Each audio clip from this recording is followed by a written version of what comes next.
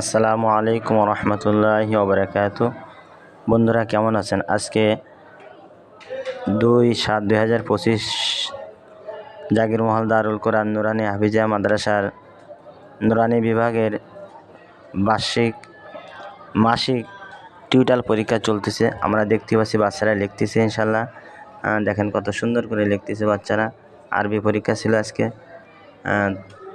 তাই এই জন্য ভিডিওতে আসার জন্য এই বাচ্চাদের জন্য আপনারা খাস করে দোয়া করবেন যেন আল্লাহ তাআলা এই বাচ্চাদেরকে দ্বীনি ইলম, সঠিক দ্বীনি ইলম শিক্ষা করার তৌফিক দেন এবং আমরা যারা শিক্ষক আছি, তলেবে ইলম বাচ্চারা যারা আছে, আমাদের সঠিক দ্বীনি ইলম শিক্ষা দিতে পারি এবং বাচ্চারা সেভাবে অর্জন করে একজন খাঁটি বান্দা এবং বান্দি হিসাবে আল্লাহ তাআলা এদের জন্য কবুল করেন।